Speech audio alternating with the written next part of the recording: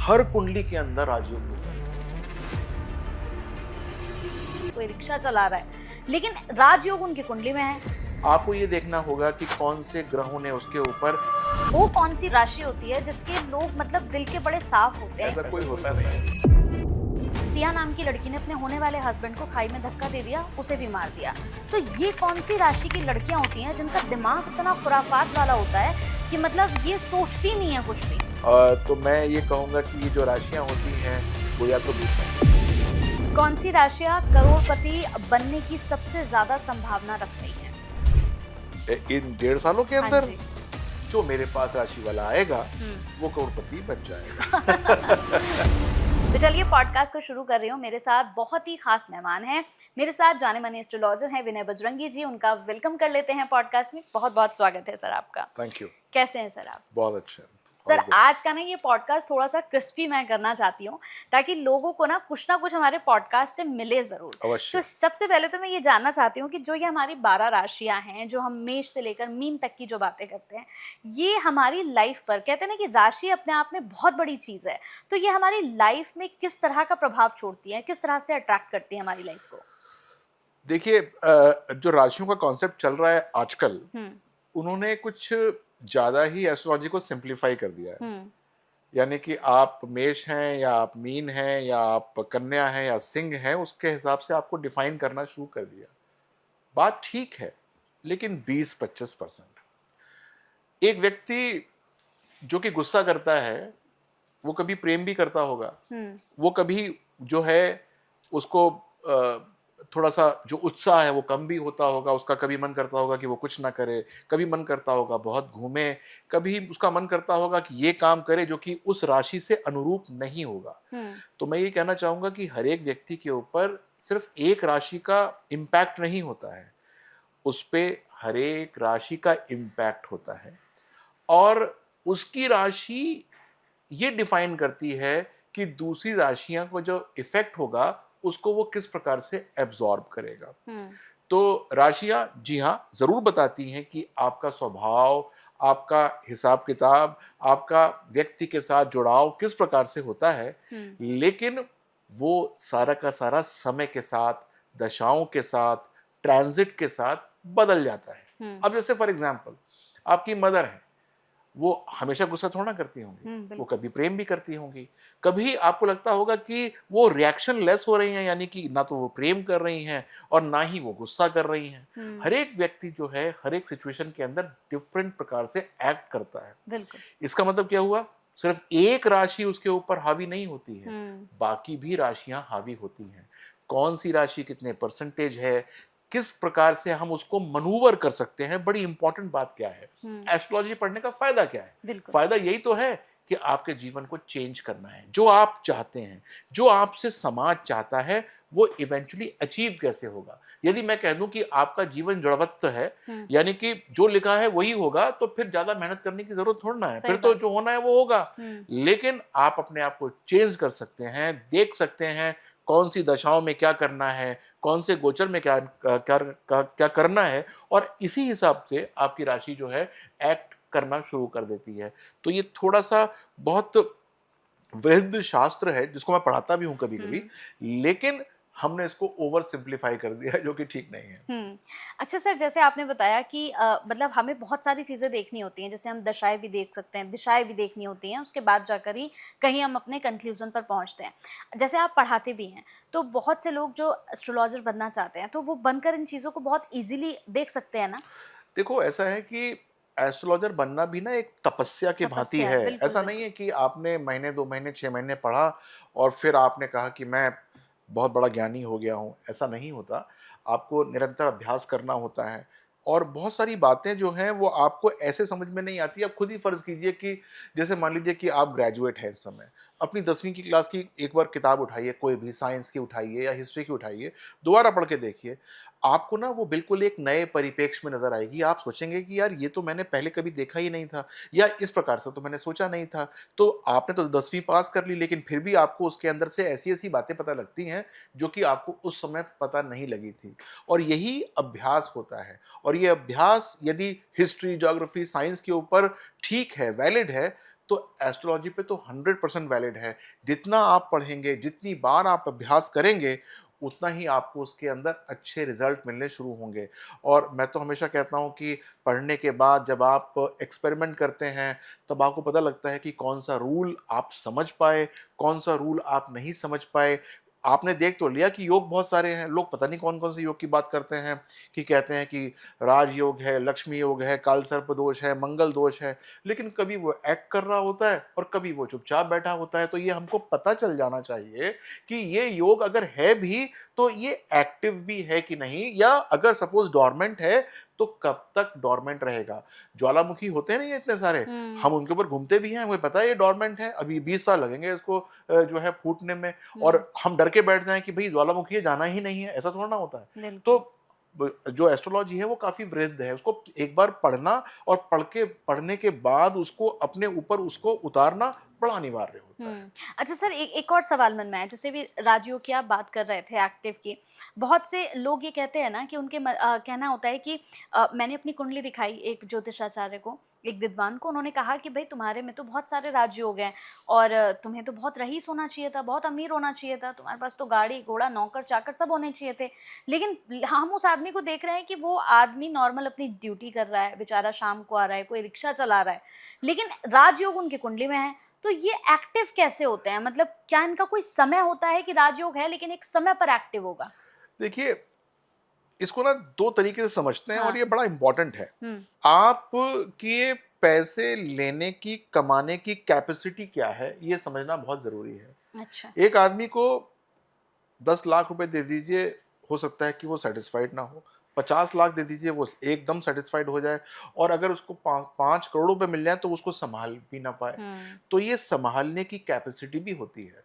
बहुधा ये देखा जाता है कि राजयोग है या फिर उसके अंदर लक्ष्मी योग है, तो सबसे पहला जो क्वेश्चन उठता है वो यही उठता है कि आप सेटिस्फाइड हैं। हुँ। यदि वो कहता है कि मैं सेटिस्फाइड हूं, तो इसका मतलब वो फलित हो रहे हैं। हुँ, हुँ, जितना उसको चाहिए, जितना वो संभाल सकता है, हुँ, उतना उसको मिल रहा है। हुँ, अगर वो ये बोलता है कि मैं सेटिस्फाइड नहीं हूं, तो फिर आती है दूसरी बात, हुँ, कि क्या वो राजयोग जो हम देख रहे हैं कुंडली में या देखने की चेष्टा कर रहे हैं, वो एक्टिवेट भी हुए हैं कि नहीं हुए हैं। हुँ, या फिर ऐसा बहुत बार होता है कि मान लीजिए कि कोई 80 साल का व्यक्ति है, हुँ, जिसकी ना दांत है ना आंत है, बच्चे भी उसको छोड़ गए या उसके पास नहीं है, और मान लीजिए कि आप उसकी 10 करोड़ की लॉटरी निकलवा दीजिए, हुँ, क्या करेगा? सही बात है। कुछ भी नहीं कर सकता, बल्कि हो सकता है कि वो उसके जी का जंजाल हो जाए। हुँ, जिसको पता चल जाए वो उसको मारने के लिए आ जाए, हुँ, रात को डाका पड़ जाए उसके यहाँ पर, या कोई परेशानी नई क्रिएट हो जाए। तो राजयोग भी ये समय देखना बड़ा इंपॉर्टेंट होता है कि ये फलित कब होंगे, कब आपको जो है वो अच्छा रिजल्ट दे सकते हैं। अब इसके अंदर एक कुंजी है छुपी हुई, बड़ी हुँ, इंपॉर्टेंट, और वो ये है कि बहुधा जो कि बहुत सुप्तावस्था के अंदर होते हैं, उनको हम जागृत कर सकते हैं, उनको हम तरीके से जागृत कर सकते हैं। वो भी हॉरोस्कोप के अंदर किस प्रकार से जागृत होता है, वो पढ़ना एक कला या एक विद्या होती है, और वो हर एक व्यक्ति जानता नहीं है। मैंने देखा कि कोई भी पूजा करवा रहा है, कोई भी जो है बड़े बड़े अनुष्ठान करा रहा है, जागृत नहीं होंगे। आपको ये देखना होगा कि कौन से ग्रहों ने उसके ऊपर एक जाल बुना हुआ है, उनकी जो लेयर है वो कितनी मोटी है जिसके नीचे वो राजयोग छुपा है, और वो जो लेयर है वो तोड़ी जा सकती है कि नहीं तोड़ी जा सकती है, हुँ। ये भी देखना बड़ा ज़रूरी है। तो एक बार ये एक्सपीरियंस से शुरू होता है कि आपने किस प्रकार से देखा, किस प्रकार से आपने बताया कि ये काम करना है, और फिर जागृत जो है वो हो ही जाता हुँ। है। अच्छा, ये राजयोग हमें कैसे पता लगेगा सर हमारी कुंडली में राजयोग है? क्या हमें देखना चाहिए? क्या होना चाहिए कुंडली में? ये तो बहुत बड़ा विज्ञान है, हाँ। और मैं आपको यहाँ पर ये बताना चाहता हूँ कि बहुत सारे लोग हैं जो कि एस्ट्रोलॉजी देखते भी होंगे, समझते भी होंगे। जिस प्रकार से आप राजयोग को पढ़ने की कोशिश करते हैं, वो राजयोग होता ही नहीं है। सिंपल सा सिद्धांत है कि यदि केंद्र का अधिपति आपका त्रिकोण के अंदर बैठ जाए, तो वो राजयोग कारक माना जाता है या फिर राजयोग देता है वो, मान लीजिए, ठीक है। लेकिन ये आपके 1 5 9 की बात नहीं है, यानी कि प्रथम भाव, पंचम भाव या नवम भाव की बात ही नहीं होती। ये किसी और की भाव भी बात होती है। मान लो सेकंड लॉर्ड की बात कर रहे हैं, तो सेकंड लॉर्ड से जो अगला केंद्र बैठता है वो छठा भाव बैठता है, तो जो ट्राइन्स बैठता है वो छठा भाव बैठता है। तो अगर सेकंड हाउस और सिक्स्थ हाउस के बीच में इंटरकनेक्शनशिप है तो वो भी राजयोग कारक हो जाती है। तो मैंने देखा कि बहुत सारे ऐसे लोग हैं जो कि अपने आप को बहुत बड़ा विद्वान मानते हैं, बहुत बड़ा ज्योतिषाचार्य मानते हैं, और उनको ये पता नहीं होता कि राजयोग जो है सिर्फ केंद्र और त्रिकोण जो लगन के हिसाब से होता है उसके अलावा भी देखा जाता है। तो मैं यहां पर एक बात बताना चाहूंगा, हर कुंडली के अंदर राजयोग होता है। अच्छा। हर कुंडली के अंदर राजयोग की कैपेसिटी होती है। हर कुंडली के अंदर अच्छा बनने का योग होता है, धन कमाने का योग होता है। और अगर हम उसको और गहनता से देखें तो प्रचुर मात्रा में धन कमाने का योग होता है। अब ये कैसे कमाया जाता है? वो व्यक्ति व्यथित ना हो, वो भ्रमित ना हो, वो गलत राह पे ना जाए। गलत राह का मतलब ये नहीं होता कि वो कोई मतलब जुआ खेलने लग गया या फिर वो शराब पीने लग गया, मैं इसकी बात नहीं कर रहा हूं। गलत राह का मतलब होता है कि मान लीजिए कि आपका राजयोग बिजनेस करने से फलित होता है और आपने नौकरी करनी शुरू कर दी, तो वो फलित नहीं होगा। मान लीजिए कि बिजनेस करने से फलित होता है और वो बिजनेस जो है वो आपको इंपोर्ट एक्सपोर्ट का करना था, तो आप देसी मार्केट में यदि सिर्फ बिजनेस कर रहे होंगे तब भी फलित नहीं होगा।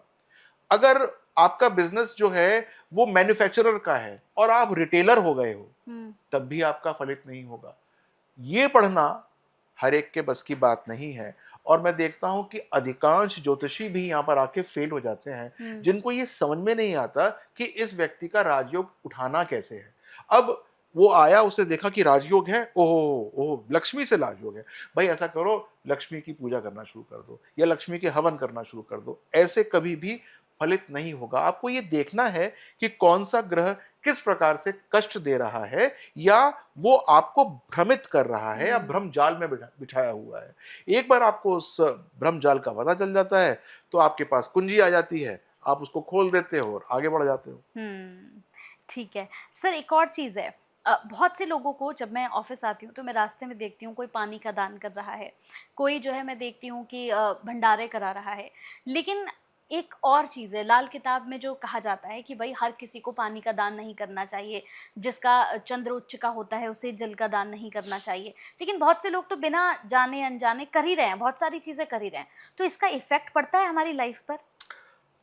देखिए लाल किताब या इसकी मैं बात नहीं करता, लेकिन मैं आपको दो तीन बातें बताना चाहता हूँ, बड़ी इंपॉर्टेंट वो समझने की हैं। वो ये है कि हम दान क्यों कर रहे हैं। सबसे पहली बात तो ये है, हम दान जो है वो अपने मन को सेटिस्फाई करने के लिए कर रहे हैं कि हमने दान कर दिया, हम बहुत बड़े दानी हैं, या फिर हम जो है वास्तव में किसी ऐसे व्यक्ति के पास पहुंचने की कोशिश कर रहे हैं जहां पर जाकर हमको लगता है कि जब हम उसको दान देंगे तो उसको लाभ होगा। लाभ। ये बात देखनी बहुत ज़रूरी है। तो सबसे बड़ी बात यह है कि दान इस प्रकार से होना नहीं चाहिए। दान करने से आप सोसाइटी को मोहताज बनाते हो, और दूसरी बात यह है कि अपने आप को आप एलिवेट करने की कोशिश करते हो, आप राजा बनने की कोशिश करते हो। दान हमेशा गुप्त होता है, यानी कि मैंने कर दिया तो मुझे पता ही नहीं कि मैंने किया किसको है, और जिसको मिला उसको भी पता नहीं होना चाहिए कि किसने ये किया है। यहाँ पर एलिवेशन नहीं होता। यहाँ पर जो है आपने किसी को वास्तव में किसी नीडी व्यक्ति को दे दिया, आपने वृद्ध आश्रम में दान दे दिया, आपने किसी बूढ़ी महिला को दान दे दिया, आपने कोई बूढ़ी महिला अडॉप्ट कर ली, राइट, कि इसका खाना पीना। आप जाइए वृंदावन, वहां पर कितनी सारी विधवाएं होती हैं, आप जो है उनको अडॉप्ट कर लीजिए, आपको उनसे मिलने की भी जरूरत नहीं है।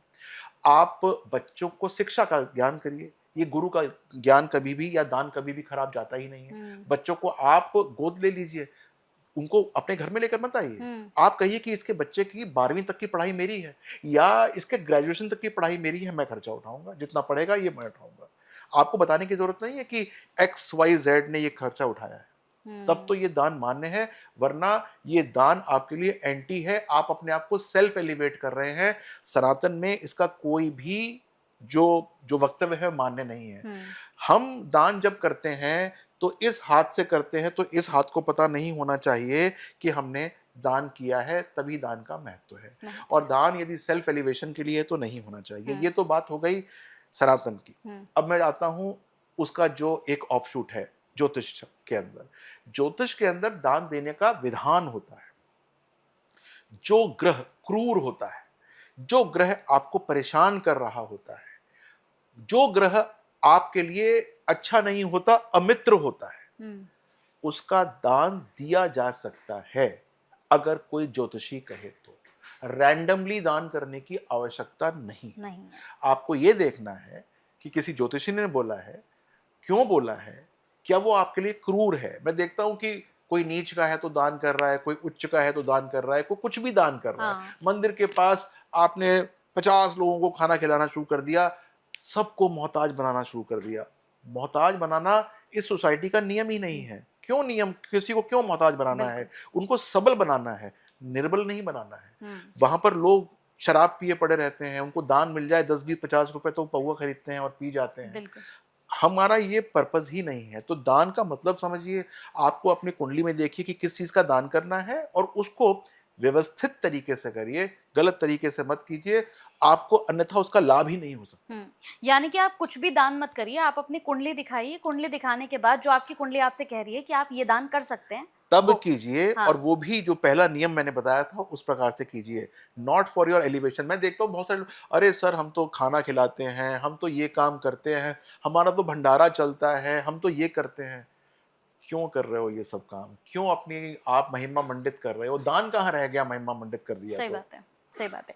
ठीक है सर, अब थोड़ा सा राशियों पर आते हैं, क्योंकि बहुत सारे लोग जो हैं वो वेट कर रहे होते हैं कि उनकी राशियों की बात हो जाए, और मैं चाहती हूँ कि ये जो हमारा पॉडकास्ट है ना, ये मतलब हर किसी से जुड़ा हुआ होना चाहिए। जी बिल्कुल। तो मैं बिल्कुल आपसे जानना चाहूंगी कि सर वो मतलब कौन सी राशि के लोग होते हैं जो पैदा होते हैं और पैदा होने के बाद ही जैसे ही वो अपना होश संभालते हैं, उन्हें लगता है कि मुझे लीडर होना चाहिए, मेरे अंदर लीडरशिप वाली क्वालिटी है, तो ये कौन सी राशि के लोग होते हैं? देखो, अगर बिल्कुल फ्लैट बोलूं तो वो सिंह राशि वाले होते हैं। और उसके ऊपर कोई नेगेटिव छाया नहीं होनी चाहिए। और मैं यहाँ ये कहना चाहता हूँ कि एक राशि और होती है, वो कुंभ राशि होती है। वो ये किसी को बताती नहीं है, या ये आभास नहीं जताती है। लियो वाले आभास जताते हैं कि मैं राजा हूँ, वो नहीं जताते, लेकिन वो बन के दिखा देते हैं। तो कुंभ राशि आपस में बहुत उनका बीच में लड़ाई झगड़ा चलता है, लेकिन फिर भी सिंह राशि जो है वो बॉर्न लीडर बनने की कोशिश करता है। जहां पर भी बैठेगा 4-5 लोग होंगे तो उसके अंदर चौधरी बन जाएगा वो। और कुंभ राशि वाला जो है वो बैक हैंड से निर्देश बना बना के अपने आप अपना वर्चस्व साबित करने की कोशिश करवाएगा। यानी सिंह और कुंभ राशि हैं। जी बिल्कुल। ठीक है सर, वो कौन सी राशि के लोग होते हैं जो इमोशनल बहुत ज्यादा होते हैं, मतलब छोटी छोटी बातें ना इनके दिल पर लग जाती है, कहते हैं ना कि यार इसे तो कुछ भी कह दो इसके दिल पर लग जाती है, तो ये कौन सी राशि के लोग? देखिए, भ्रांति यह है कि कर्क राशि वाले होते हैं क्योंकि चंद्रमा के द्वारा कंट्रोल्ड होते हैं, लेकिन ये गलत बात है। क्योंकि जुपिटर की राशि होती है मीन राशि। वो लोग जो हैं वो एक्स्ट्रा ऑर्डिनरी इमोशनल होते हैं और हर बात को दिल से लगा लेते हैं। अच्छी बात हो तब भी दिल से लगा लेते हैं, बुरी बात हो वो तो लगाते ही लगाते हैं, और बहुत कच्चे कान के होते हैं।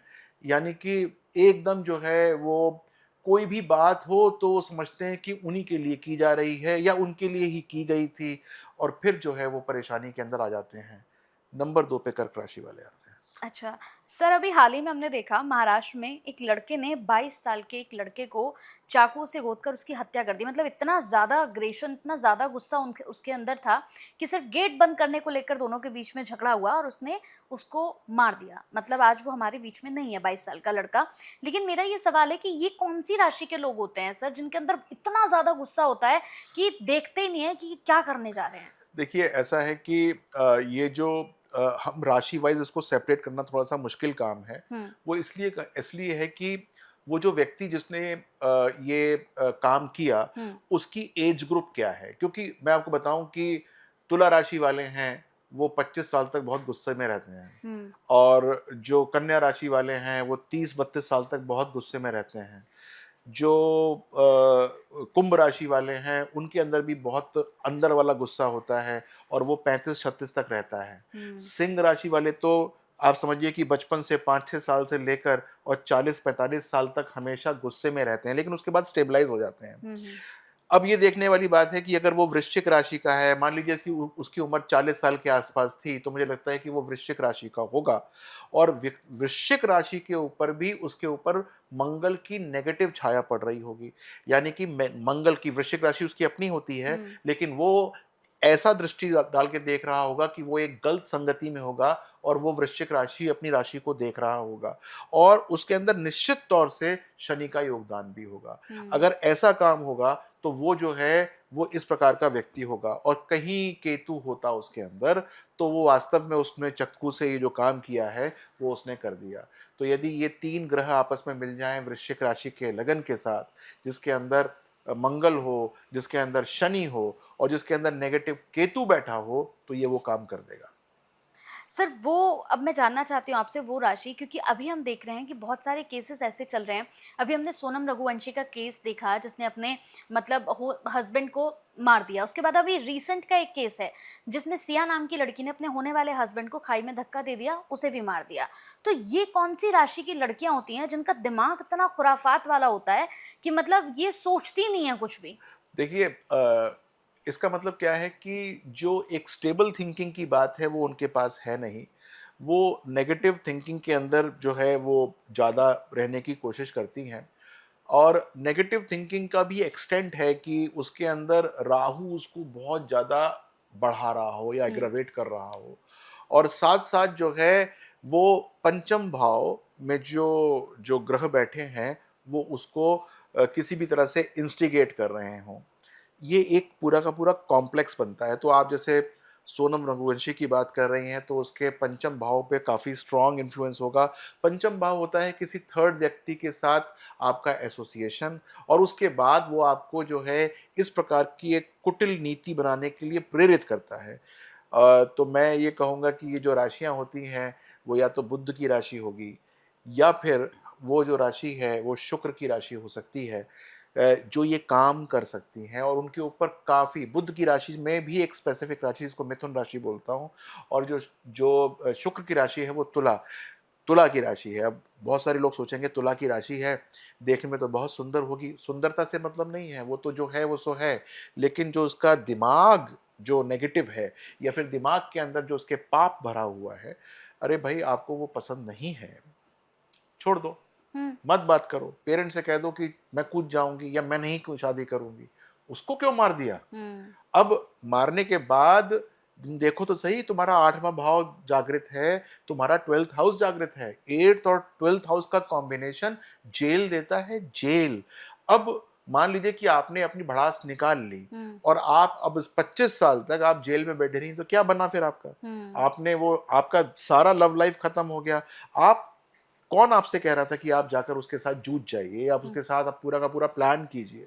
तो एक बार राशि की अंडरस्टैंडिंग हो जाए। और मैं यहाँ पर आपको बताऊं कि आजकल ना जो हॉरोस्कोप मैचिंग करने वाले आते हैं और देखते हैं, हम ये एंगल जरूर देखते हैं।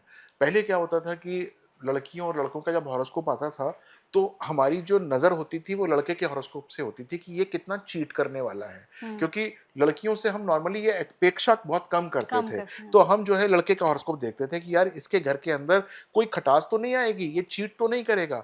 अब हमारी जो नज़र है वो लड़के के हॉरोस्कोप पे तो पड़ती ही पड़ती है, लेकिन लड़कियों का हॉरोस्कोप भी हम देखते हैं कि कहीं ऐसा ना हो कि ये जो है इसका घर बर्बाद कर दे या बिल्कुल। ये परेशानी के अंदर आ जाए। हुँ। तो ये कौन-सी राशि की लड़कियाँ होती हैं सर जो बहुत धोखेबाज़ होती हैं? मतलब इनके ऊपर विश्वास ना करें, ख़ास करके हमारे लड़के जो आजकल झेल रहे हैं। देखिए, ये ना मैं किसी का भी नाम लूंगा तो वो हाँ। तुरंत जाएंगी, हुँ। लेकिन फिर भी मैंने बताया था कि एक मिथुन राशि होती है और एक हुँ। तुला राशि होती है। इसके ऊपर हुँ। यदि बहुत नेगेटिव इन्फ्लुएंसेस हैं जिसकी मैं चर्चा कर रहा था वो हुँ। हो, हुँ। तो वो इस हद तक पहुंच सकती हैं। तो अभी जिसने अभी ये कांड किया है, हुँ। या इससे पहले जिसका नाम ले रही थी सोनम, हाँ। सोनम का, हुँ। तो ये दो राशियों के अंदर उसकी होने की संभावना बहुत ज्यादा है। हुँ। तो यानी कि हमारे जितने भी इस वक़्त लोग पॉडकास्ट देख रहे हैं, तो थोड़ा-सा सँभल कर, और ये पॉडकास्ट बहुत ज़्यादा इंटरेस्टिंग है और भी बहुत सारी बातें अभी होने वाली हैं, पूरा देखकर ज़रूर जाइएगा। सर वो कौन-सी राशि होती है जिसके लोग मतलब दिल के बड़े साफ़ होते हैं, इनके मन में कोई बात रह ही नहीं पाती? कहते हैं ना कि यार ये तो बिना सोचे-समझे कुछ भी बोल देता है या बोल देती है। तो ये कौन-सी राशि के लोग होते हैं? ऐसा कोई होता नहीं है वैसे, हाँ। क्योंकि हर एक के अंदर कोई ना कोई, अब देखिए मेरी बात सुनिए, मैं अब राशि बताऊंगा हाँ। लेकिन आप खुद बताइए। एक हॉरोस्कोप है, हुँ। हॉरोस्कोप के अंदर 9 ग्रह हैं हुँ। बैठे हैं, 9 ग्रह में से 4 अच्छे होते हैं और 5 जो हैं वो हल्के होते हैं, या मेलेफिक बोलते हैं, क्रूर बोलते हैं उनको। ये कहीं ना कहीं कुछ ना कुछ पार्ट तो क्रूर कर रहे होंगे ना। तो हम कहें कि बहुत दिल का साफ है, वो माँ को लग सकता है, वो घर वालों को लग सकता है, ठीक है। हाँ। लेकिन कहीं ना कुछ उसके अंदर ऐसी बातें जरूर होती हैं जो कि इंसान को नेगेटिव कर सकती हैं। और मैं ये कहूँ कि आप जैसे ये पूछिए कि कौन सी ऐसी राशि वाले लोग हैं जो कि बहुत बदमाश होते हैं, तो ऐसा नहीं है। 4 ग्रह तो उसके पास भी सौम्य है ना, सही बात। तो कभी ना कभी तो वो भी अच्छे दिल का होगा, कभी तो वो भी जो है वो अच्छी तरह से रिस्पॉन्ड करेगा। तो कोई भी एब्सोल्यूट वे में मतलब बहुत बदमाश या एब्सोल्यूट वे में बहुत अच्छा नहीं होता है। तो अब आपका क्वेश्चन मैं आंसर करता हूँ, कौन से ऐसे जो ग्रह होते हैं जो कि बहुत मतलब कि सौम्य होते हैं या फिर अच्छे होते हैं। तो आप निश्चिंत होइए, यदि आप वृषभ राशि के हैं, यानी कि वीनस की जो दूसरी राशि होती है जिसको जो टॉरस बोलते हैं, वो जो है बड़े बेबाक होके बात कर देते हैं और उनके मन में मैल कम होता है। किन राशियों का छठा जो मतलब कहते हैं ना कि सिक्स सेंस बहुत अच्छी होती है कि आप तो बहुत अच्छी तरह से प्रिपेयर हो क्या, ये हाँ, मुझे लगता मतलब है। हाँ, बिल्कुल। मतलब बहुत सारी राशि के लोग होते हैं ना कि इनका सिक्स सेंस पावर बहुत अच्छा होता है। कहते हैं ना कि यार मेरी फ्रेंड का सिक्स सेंस, इसको पहले से पता चल जाती है सारी चीज़ें। तो ये कौन-सी राशि के लोग होते हैं? देखिए, ये जो है धनु राशि वाले जो लोग होते हैं उनका सिक्स्थ सेंस बहुत अच्छा काम करता है। वो या तो भाप जाते हैं या वो बहुत अच्छी से ताड़ लेते हैं। तो यदि वो बोले न बोले आपसे, लेकिन यदि आपका इंटेंशन ठीक नहीं है तो वो बात को भापेंगे भी और आपकी बात को ताड़ भी जाएंगे।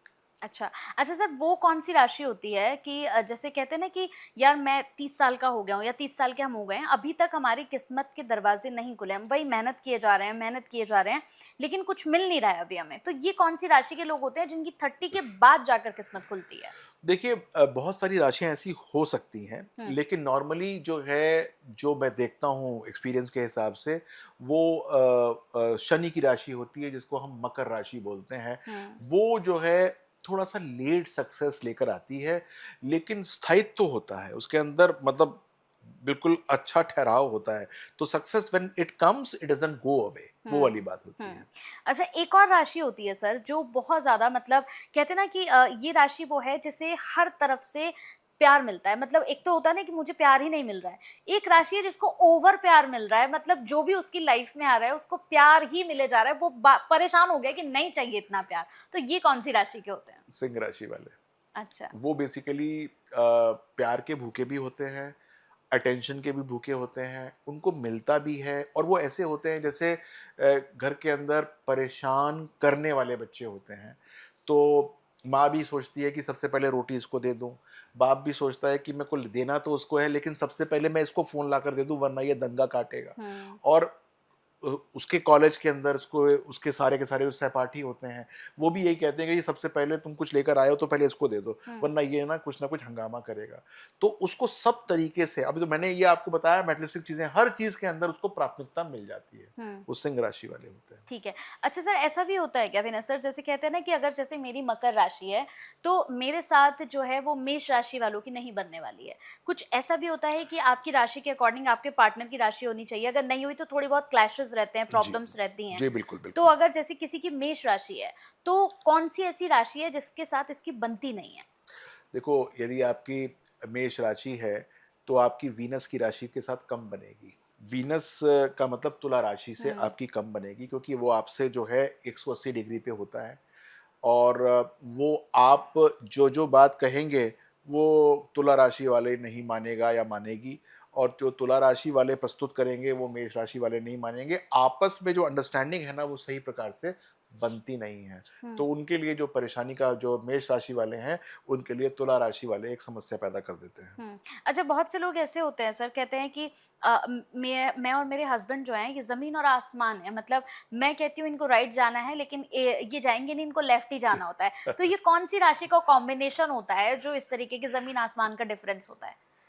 95% आपको हस्बैंड वही मिलता है हाँ। या वाइफ वही मिलती है जो आपसे बिल्कुल भिन्न या अपोजिट सोचते हैं। हुँ, क्योंकि आप जो हैं प्रथम भाव हैं और आपका स्पाउस जो है वो सप्तम भाव है। हुँ, 180 डिग्री का फर्क होता है। हुँ, यदि आप किसी को डेट कर रहे हैं और आपको लगता है कि मेरी बहुत अच्छी कंपैटिबिलिटी है इसके साथ, जो मैं कहती हूँ ये मान जाता है, जैसी मैं कहती हूँ ये बात समझ जाता है, लड़कों का भी यही कैसे कि ये लड़की बड़ी अंडरस्टैंडिंग है, जो मैं कहता हूँ ये समझ जाती है।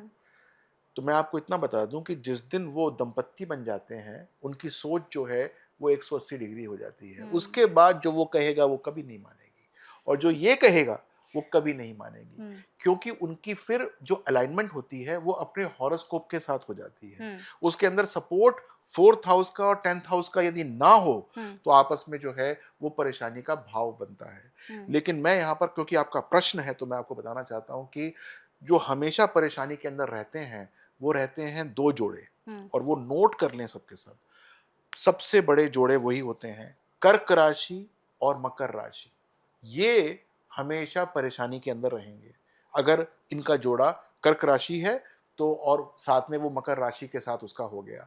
और दूसरा जो परेशानी में रहता है वो सिंह राशि और कुंभ राशि वाले रहते हैं। यानी कि आपके लिए ये 2 कॉम्बिनेशन बड़े लीथल कॉम्बिनेशन हैं। अगर आपका स्पाउस जो है वो कुंभ राशि का है और आप जो हो वो सिंह राशि के हो, समझ लो कि बुरा हाल होगा। अच्छा, ये तो आपने बता दिया, लेकिन वो कौन से जोड़े होते हैं जिनकी बहुत अच्छी बनती है? कहते हैं ना कि मतलब ये तो जोड़ी ऐसी है कि ऐसी जोड़ी हमने देखी नहीं है। तो ये कौन सा कॉम्बिनेशन होता है राशियों देखिए, का? जो जो ट्राइन्स का कॉम्बिनेशन होता है वो बहुत अच्छा होता है। ट्राइन्स का मतलब ये है कि अगर मैं बात करूं मेष राशि है किसी की, तो वो धनु के साथ बहुत अच्छा बना लेगा। अच्छा। और अगर मैं कहूं वो लियो से, सिंह राशि से बहुत अच्छा बना लेगा। या फिर धनु राशि वाला है वो मेष राशि से बहुत अच्छा बना लेगा। सिंह राशि वाला है वो धनु राशि के साथ काफी अच्छा बना लेगा।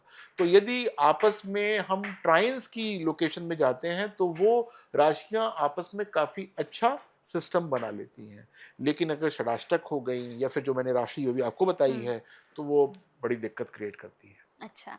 अच्छा सर, ये राशियों की बात हो गई। अब मैं, जैसे बहुत से लोग हैं जो अल्फ़ाबेट पे अपने नाम पे बड़ा वो करते हैं बिलीव कि मेरा नाम ए से है, तो मैं, बहुत सारी अब आजकल लोग रील्स भी चल रही हैं। लेकिन मैं आपसे इसका सच जानना चाहती हूँ कि क्या वाक़ई में हमारे नाम का जो पहला अक्षर होता है, जो पहला अल्फ़ाबेट होता है, उसका हमारी लाइफ़ में बहुत बड़ा रोल होता है? बिल्कुल होता है, बिल्कुल होता है। और ये ना अब ऐसे नहीं जाते, मैं आपको समझाने की कोशिश करता हूँ। हुँ, आपका नक्षत्र है, हुँ, नक्षत्र में आपका नक्षत्र का पद है, और वो नक्षत्र का जो पद है, मान लीजिए उसका नाम डा से है।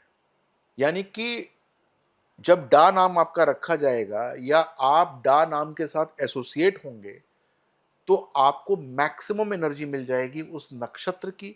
जब नक्षत्र की मिल रही है तो चंद्रमा की मिल रही है, यानी ये आपका दिमाग स्टेबल हो रहा है उसके अंदर, राजयोग कारक भी हो जाता है। तो आपका यदि नाम आपके जो एटीट्यूड है, टेम्परामेंट है, उसके साथ रेजोनेट कर रहा है, तो वो बहुत अच्छा हो जाता है। ये तो आपके नाम की बात हुई। फिर वो कुछ कॉमन नाम होते हैं जो कि हर नक्षत्र के साथ रेजोनेट कर जाते हैं। अच्छा। ऐसे बहुत सारे नाम होते हैं जो हुँ, कि हर नक्षत्र के साथ अच्छे होते हैं।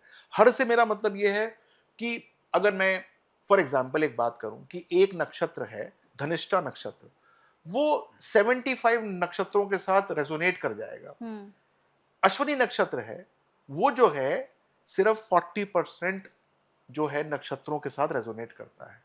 तो मैं कोशिश करूंगा यदि मुझे एट रैंडम रखना है तो मैं धनिष्ठा नक्षत्र के नामों पे रख दूंगा, हुँ, ताकि इसका जो 70% लोगों से इसका सौहार्द बना रहे। हुँ, अगर मैंने अश्विनी नक्षत्र के ऊपर रख दिया तो सिर्फ 40% से बनेगा। तो एक दिक्कत वाली बात मैंने उसके बचपन में नाम में ही रख दी। हुँ, तो इसीलिए नाम जो है वो बहुत सोच समझ के रखना चाहिए। हुँ, अब आप, यदि आपका नाम पड़ चुका है तो आप कुछ कर नहीं सकते। अब हुँ, जैसे मेरा नाम विनय है तो विनय पड़ा हुआ है, मेरे हुँ, पेरेंट्स ने रखा था, मैं कुछ नहीं कर सकता। लेकिन मैं अगर कंपनी बना रहा हूं तो मैं सोच सकता हूं। हुँ, मैं यदि अपना कोई टैग लाइन लिख रहा हूं हुँ, तो मैं उसके बारे में जो है वो सोच सकता हूं कम से कम मेरे नक्षत्र के साथ वो रेजोनेट करना आरंभ कर दे। हुँ। तो मैं न जाने कितनी कंसल्टेशन करता हूं जिसमें नाम बताने की चेष्टा करता हूं कि भाई ये नाम रख लो तो तुम्हारा कम से कम जो कॉस्मिक इन्फ्लुएंसेस हैं पॉजिटिव वो मिलने शुरू हो जाएंगे। हुँ, हुँ। ठीक है। अच्छा सर, बहुत सारे लोग जो इस पॉडकास्ट को देख रहे होंगे, मैंने ऐसे बहुत सारे लोग देखे हैं जो बच्चों का नाम जो है वो हमारे देवी-देवताओं के नाम पर या भगवान के नाम पर रख देते हैं। जैसे कई लोगों का अमूमन नाम होता है राम, किसी ने रख दिया सीता, कोई रख रहा है राधा, कोई कुछ रख रहा है। तो क्या इसका, जैसे कई लोग रख देते हैं राधा, कोई कई लोग लिख देते हैं सीता, तो जैसे उनकी लाइफ में प्रॉब्लम्स रही जो हम पढ़ते आए हैं, तो क्या हमारी ज़िंदगी में भी इस तरह की प्रॉब्लम्स आती हैं? नहीं, ऐसा नहीं होता नॉर्मली, हाँ। क्योंकि सीता जब हम नाम रख रहे हैं किसी का, हुँ, तो हम जो है सीता माँ के जो अच्छे गुण हैं उनके लिए रख रहे हैं। हुँ, लेकिन एक आपको मैं बहुत अच्छी बात बताता हूँ, हुँ, और ये साउथ इंडिया में आपको देखने को मिलेगा। हमारे हर देवी देवता के 108 नाम होते हैं। हुँ, आपने सुना हुँ, होगा या हुँ, देखा होगा। हुँ, वो क्यों होते हैं? वो इसलिए होते हैं कि मान लीजिए कि आपका कोई नक्षत्र है जो किसी किसी देवता के ऊपर आधारित है, हुँ, और हमको वो देवता का नाम रखना है, तो हमारे पास ऑप्शन आ गया 108 नाम में से हुँ, एक हमने उठा के उसका नाम दे दिया कि हुँ, तुम्हारा नाम हरिहरन है, जाओ। हुँ, हुँ, तो आप जब नामकरण करते हैं, तो नामकरण के अंदर जब नक्षत्र देखते हैं, तो आपको उस देवता का नाम पता चल जाता है। हुँ, फिर आप उसके 108 नामों में से जाते हैं, और बहुत सारे को तो 1008 भी होते हैं। हुँ, उनके नामों में जाते हैं और वहां से जो आपको सबसे सटीक लगता है हुँ, वो रख लेते हैं। हुँ, तो ये प्रथा साउथ के अंदर बहुत थी। हुँ, साउथ के व्यक्ति का हुँ, अधिकांशतः मैं बताता हूं, जो कि सन 1990 से पहले पैदा हुए थे, अगर वो अपना नाम बता दें हुँ, और अपने पिता का नाम बता दें, वो जो बताते ही थे, तो आप उसकी राशि, उसके पिता की राशि, उसका नक्षत्र, उसके पिता के नक्षत्र के बारे में अंदाजा 101% लगा सकते थे। अच्छा। जी। बहुत बढ़िया। अच्छा सर, बहुत सारे लोग होते हैं, जैसे अगर मैं बात करूँ यहाँ पर जो के नाम के लोग होते हैं, मैं अपने से ही शुरुआत कर रही हूँ कि के नाम के लोगों की जो है कौन से अक्षरों से बिल्कुल बनती नहीं है, कि इनसे नहीं बनती है मेरी, मतलब मुझे वाइब नहीं आती है। देखिए, ये तो आप ही बताइए कि हाँ। आप के जीवन में कौन-कौन से नहीं। ऐसे लोग आए हाँ, जो कि हाँ। जिनसे आपकी बनी नहीं, हुँ, या जो है वो परेशानी दे सकते हैं। हुँ, नॉर्मली बात के या इसकी नहीं होती कि उनसे बनती नहीं है, बात ये राशि की होती है कि कौन-सी राशि के आप अवर्स हो गई हैं, हाँ। या फिर आपको वो पसंद नहीं आएगा। हुँ, नॉर्मली यदि मैं देखूँ तो माँ के नाम से आपकी कम बनेगी, हुँ, या माँ के नाम से आपकी जो है वो जो दुश्मनी होगी, हुँ, वो जल्दी या सहजता के साथ हो जाएगी। हुँ, और यदि हम आ की बात करें तो आ के नामों से आपके साथ अच्छा खासा जुड़ाव हो सकता है, हुँ, अंदर से एक आत्मीयता हो सकती है। और यदि हम चले जाएँ वा नाम से भी आपका काफ़ी अच्छा एक सिस्टम बन सकता है। हुँ, तो ये सिर्फ़ एक नक्षत्र का इन्फ्लुएंस है, हुँ, लेकिन आइसोलेशन के अंदर इसको एक रूल मान लेना वो हुँ। गलत है। तो हमको थोड़ा-सा जो है वो एक स्टडी करनी पड़ती है कि क्या और कैसे हम आगे चलें, ताकि हमको पता लग जाए कि किससे हमारी ज़्यादा बनने वाली है हुँ। और नहीं बनने वाली। इसके लिए कुंडली देखना ज़्यादा अच्छा रहता है। अच्छा। अच्छा सर, किन अक्षर वाले लोगों को हम देखते हैं कि वो बहुत ज़्यादा स्पिरिचुअल होते हैं? मतलब वो कौन से अल्फ़ाबेट वाले लोग होते हैं जो बहुत ज़्यादा स्पिरिचुअल होते हैं या बहुत ज़्यादा आध्यात्म में उनका मन लगता है? देखिए, ये एक ना, जैसे मैं पहले बता रहा हूँ कि एक बहुत कैजुअल सा आंसर होगा इसका, हुँ, और ये जो है इसको ऐसे समझे ना कि वो वैसे लग जाएगा, लेकिन हुँ, मैं फिर भी आपको बताने की कोशिश करता हूँ कि धा नाम के लोगों का जो है वो स्पिरिचुअल कनेक्शन बहुत अच्छा होता है। पा नाम के लोगों का काफ़ी अच्छा जो है वो स्पिरिचुअल कनेक्शन होता है, लेकिन फिर भी आपके कुंडली के अंदर जो नवम भाव होता है, ये देखना अनिवार्य होता है। हो सकता है कि उसके अंदर वो वाली बात ना हो, तो आपके और धा और पा वाले नाम पीछे रह जाएँगे। लेकिन फिर भी 9th हाउस की स्ट्रेंथ जो है, that is directly proportional to your connection with the almighty. हुँ। अच्छा सर, अब मैं चाहती हूँ कि हम थोड़ा-सा लोगों को और कनेक्ट करते हैं, क्योंकि लोग हमेशा ना अपने तिलों से बहुत चीज़ें कनेक्ट करते हैं और अच्छा। आजकल ये सारी चीज़ें चल भी बहुत रही हैं। तो हमारी बॉडी में कहते हैं ना कि हर एक तिल तिल का अपना एक इम्पोर्टेंस होता है। तो जो लड़कियाँ, जैसे हम पहले भी बात कर रहे थे कि जो लड़कियाँ गुस्से की बहुत ज़्यादा तेज़ होती हैं या जो बोलने से पहले कुछ भी सोचती नहीं हैं, उन लड़कियों के बॉडी में कौन-सी जगह पर तिल होता है? हुँ, ये भी ना एक जो है वो एक बात है। हुँ, थोड़ी पे तिल होता है उनके। हुँ। नॉर्मली। लेकिन फिर भी ये जनरलाइज स्टेटमेंट है। हम्म। जो मैंने ऑब्जर्व किया है, जो तिल की साइंस होती है, उस पे अगर थोड़ी के एरिया में तिल हो तो वो जो है तुरंत बोलने वाला या तुरंत रिएक्ट करने वाला या तुरंत गुस्सा करने वाला व्यक्ति बन जाता है। हम्म। अच्छा, दाहिने हाथ पर तिल और बाएं हाथ पर तिल, दोनों में से डिफरेंस क्या होता है? हाथ में हथेली की बात कर रही हैं या फिर आप जो है ऊपर की बात कर नहीं, मैं रही हैं? हथेली की बात कर रही हथेली की बात कर रही हैं तो राइट हैंड में अगर तिल है हूँ। तो लड़के के, हम्म। तो वो वेल्थ की निशानी है। हम्म। लेफ्ट हैंड में तिल है लड़की के, हम्म। तो वो वेल्थ की निशानी है। हम्म। लेफ्ट हैंड में तिल है अगर लड़के के ऊपर, हम्म। यहाँ पर, तो वो वेल्थ की निशानी है। राइट हैंड में अगर लड़की के तिल है ऊपर तो वो वेल्थ की निशानी है। अच्छा सर, पैरों में तिल होने का क्या मतलब होता है? हमने बहुत से लोगों को देखा है ना कि जिनके पैरों पर तिल होते हैं, इसका क्या मतलब होता है? घूमते बहुत हैं।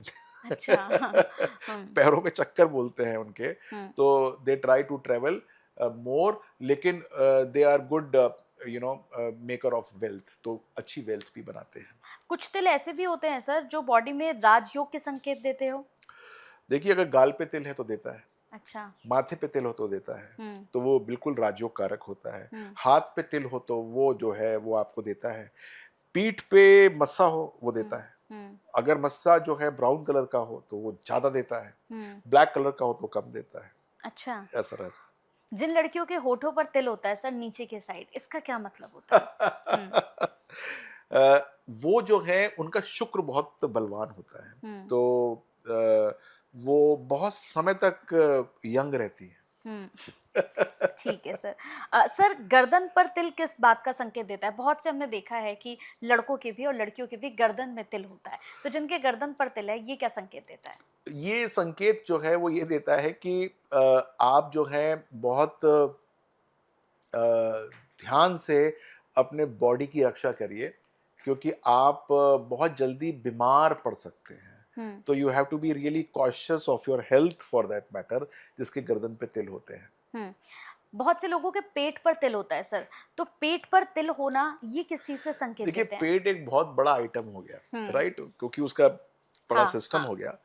लेकिन नाभि पे जो तिल होता है, हम्म। जिसके नाभि के आसपास तिल होता है, उसको अपने खान पान की तरफ विशेष ध्यान रखना चाहिए, हम्म। क्योंकि वो संकेत देता है कि आप ऐसा कुछ खाएंगे अक्सर जो कि आपके लिए, पाचन तंत्र के लिए दिक्कत होगा।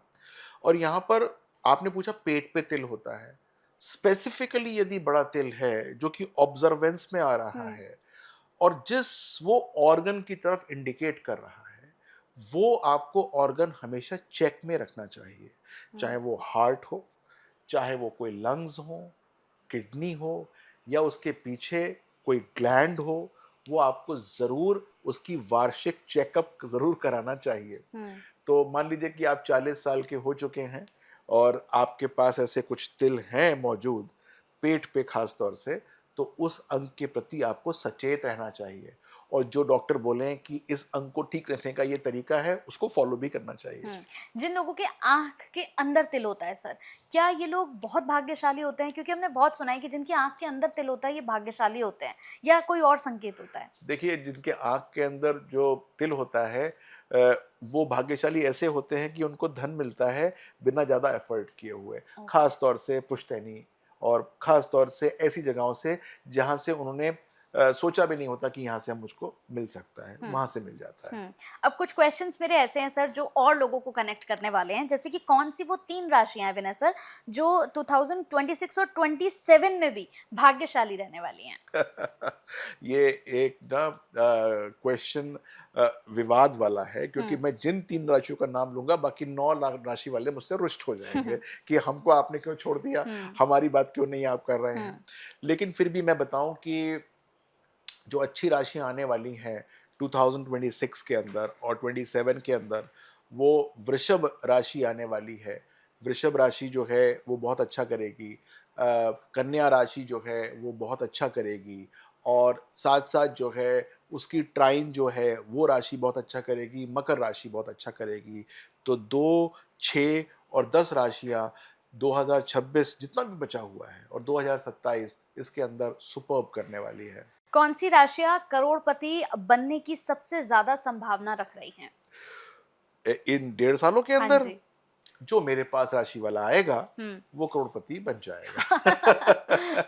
लेकिन एक बात मैं बताऊं कि यदि आपकी मीन राशि है तो आप समझ लीजिए कि आपके लिए समय अब आने वाला है कि जब आप अपने आप को काफी पॉजिटिव कर सकते हैं। कौन सी राशियों के लोग हैं सर जिनको अपने गुस्से पर इन 6 महीने में नहीं बल्कि 2027 में भी बहुत ज्यादा कंट्रोल रखने की जरूरत है? देखिए, अगर आप मेष राशि के हैं तो आप अपने आप को कंट्रोल में रखिएगा, क्योंकि आपके ऊपर अब शनि तो 7.5 ही चली रही है और 2 जून सन 2027 को आपके ऊपर शनिदेव आ जाएंगे। तो यदि आपने क्या किया कि गुस्सा भी रखा और शनि की 7.5 भी चल रही है तो करेला और नीम चढ़ा हो जाएगा, दिक्कत हो जाएगी। अगर किसी इंसान को अपनी राशि ही नहीं पता सर, तो वो कैसे अपनी चीजों को प्रिडिक्ट कर सकता है, या वो अगर आपके पास आए तो क्या करे वो? सबसे पहले तो अपनी राशि पूछ लो यार। मुझसे पूछ लो, मैं बताऊंगा। कैसे पूछो? पहली बात तो नीचे ही लिख देना, इस पॉडकास्ट में मैं बता दूंगा। लेकिन बहुत सहज है, मेरी वेबसाइट पे जाओ, वेबसाइट के ऊपर लिंक लगा हुआ है, सामने ही है, नो योर मून साइन। राशि का मतलब मून साइन। वहां अपनी डेट ऑफ बर्थ डालो, टाइम डालो और तुरंत आपको आपकी राशि के बारे में जानकारी हो जाती है कि आपकी राशि क्या है। ये वो वाली राशि नहीं होती कि जनवरी में पैदा हुए तो ऐसे, फरवरी में पैदा हुए तो ऐसे, ऐसा वाली राशि नहीं है। तो पहली बात तो यहाँ पता लग जाएगा, और फिर आपको वहां पर छोटी सी राशि रिपोर्ट भी मिल जाएगी कि राशि कैसे चलने वाली है आपकी। जब आप मेरा डेली हॉरोस्कोप पढ़ोगे तो वहां पता लग जाएगा आपको कि ये अगले 3 महीने में, 4 महीने में कैसे एक्ट करने वाली है। तो फिर यदि आपको मेरी उसके बाद भी जरूरत पड़े तो मैं बैठा हूं, आप आइए मेरे पास। बिल्कुल, मतलब राशि जानना तो कितना इजी है ये आपको बता दिया है। अब छोटा सा रैपिड फायर और चाहती हूँ मैं सर आपके साथ। सबसे जिद्दी राशि कौन सी है? तुला। सबसे रोमांटिक राशि? जो रोमांटिक राशि होती है वो 4 नंबर कर्क राशि हो जाती है। सबसे अमीर बनने वाली राशि? सबसे अमीर बनने वाली राशि कुंभ राशि होती है। सबसे गुस्सैल राशि? सबसे गुस्सैल राशि जो है वृश्चिक और नंबर 2 पे लियो। सबसे भाग्यशाली राशि? सबसे भाग्यशाली राशि 12 नंबर यानी कि मीन राशि। सबसे बुद्धिमान राशि? सबसे बुद्धिमान राशि धनु राशि। सबसे रहस्यमय राशि? सबसे रहस्यमय राशि 8 नंबर वृश्चिक राशि। सबसे अच्छा जीवन साथी किस राशि का होता है? 1 नंबर का मेरे मेष राशि वालों का। सबसे ज्यादा दिल टूटने वाली राशि? सबसे ज्यादा दिल टूटता है वृषभ राशि, 2 नंबर राशि का। भगवान पर सबसे ज्यादा भरोसा करने वाली राशि? भगवान पे भरोसा करने वाली राशि जो है वो अक्सर सारी होती है, क्योंकि दिल टूटता है तो सबको भरोसा करना ही पड़ता है। लेकिन जो कर्क राशि वाले होते हैं वो भगवान पे फिर ज्यादा भरोसा करना शुरू कर देते हैं। बिल्कुल, मतलब मुझे लगता है कि इस पॉडकास्ट में बहुत सारी चीज़ें हमने कवर कर ली हैं, जो आप सभी इधर-उधर ढूँढते हैं ना कि भई मेरा नाम जो है ए से है, तो मैं किस टाइप का हूँ, या मेरी राशि कौन-सी है, मेरे साथ कौन-सी राशि वाले की बहुत अच्छी बनने वाली है, मेरा पार्टनर किस राशि का होना चाहिए, और बहुत सारे ना करंट टॉपिक्स जो है ना, वो भी उठाकर हमने राशियों पर बात की है। जैसा अभी हाल ही का मामला है जो महाराष्ट्र का है, जिसमें सिया ने अपने होने वाले हस्बैंड को धक्का दे दिया है, तो वो किस राशि के लोग होते हैं जिन्हें इतना ज़्यादा गुस्सा आता है, जो कुछ सोचते ही नहीं है। Same as it is Maharashtra वाला केस भी हमने देखा, जहां पर एक 21 साल के लड़के को ट्रेन में मार दिया गया चाकुओं से। ये कौन सी राशि के लोग होते हैं जिन्हें इतना ज्यादा गुस्सा आता है, जो सोचना ही नहीं चाहते हैं कि मैं जो कर रहा हूं या कर रही हूं इसके बाद मेरा अंजाम क्या होगा। तो ये पॉडकास्ट बहुत अल्टीमेट है, और मैं चाहती हूँ कि जितने भी क्वेश्चंस आपके मन में चल रहे हैं ना, वो आप कमेंट में हमसे पूछ जरूर लीजिएगा। तो बहुत बहुत थैंक यू विनय सर, बहुत अच्छा रहा पॉडकास्ट, बहुत क्रिस्पी जैसा मैं चाहती थी वैसे ही रहा। Thank you so much Vinay sir. Thank you, thank you, thank you, thank you. Thank you, नमस्कार।